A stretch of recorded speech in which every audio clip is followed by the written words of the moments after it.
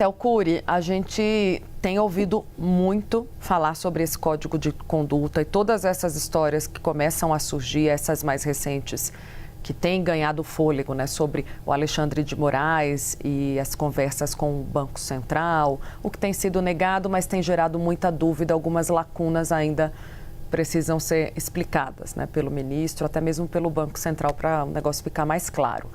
Tudo isso vai dando fôlego também a essa ideia do Edson Fachin, que inicialmente foi rejeitada, sofreu resistências dentro da Suprema Corte entre os ministros. A gente tem acompanhado isso no bastidor. Théo Cury, você traz para a gente exatamente a definição, a resistência silenciosa dos ministros dos tribunais superiores. Quais são os argumentos que saem dali, Théo Cury, para que eles não...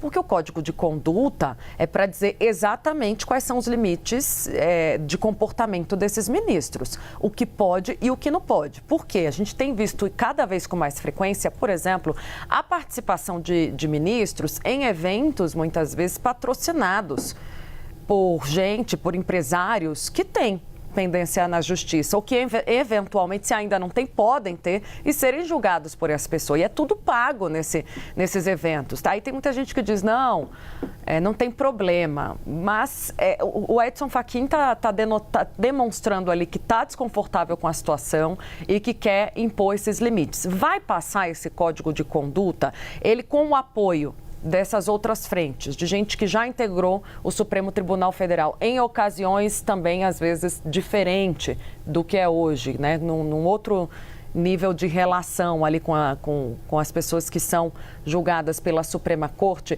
tem potencial de avançar, ainda que sob essa resistência silenciosa, ou alguém terá coragem de ir a público defender, ser contra esse código de conduta, Théo Cury?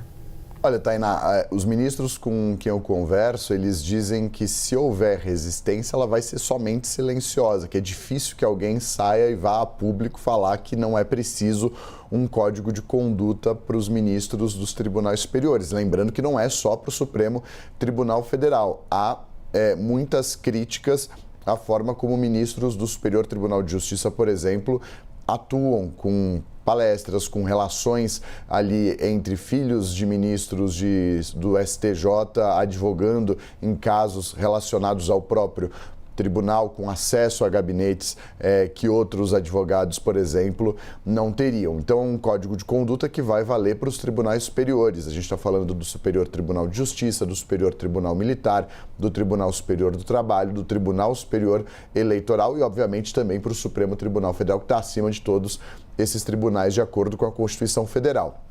São muitos os ministros que estão ali, que seriam submetidos a esse código de conduta. A gente sempre foca no Supremo Tribunal Federal, que é o tribunal que chama mais atenção pelos casos que julga, mas não é o único tribunal superior do país, não é o único tribunal, inclusive por número de ministros, é um dos menores tribunais superiores do país. Então, o STJ, por exemplo, tem 33 ministros atuando por lá.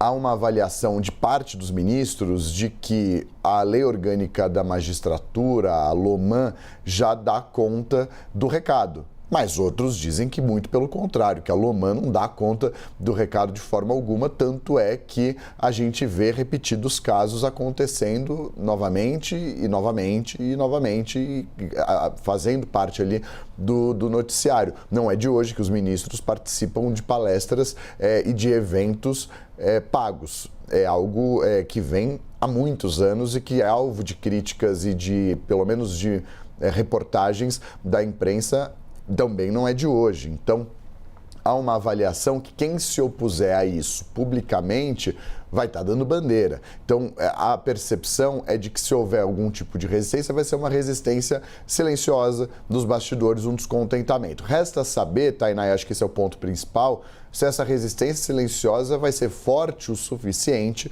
para travar o avanço da elaboração desse texto, porque é um texto que vem sendo elaborado pelo ministro Luiz Edson Fachin e que tem o apoio de outros presidentes de tribunais superiores aqui do Brasil e que vão precisar replicar esse código de conduta para os seus tribunais. Ao mesmo tempo, ministros que já se aposentaram e que já, por exemplo, presidiram o Supremo Tribunal Federal, hoje eles não têm o mesmo impacto, a mesma influência, o mesmo poder que tinham no passado, a ponto de conseguir convencer os demais magistrados dos tribunais superiores a toparem um texto como esse que vem sendo elaborado. Por mais que seja importante haver essa reação deles, por mais que seja importante haver esse endosso desses ministros aposentados do Supremo Tribunal Federal a essa proposta, resta saber se quem hoje está na ativa e vai continuar na ativa pelas próximas décadas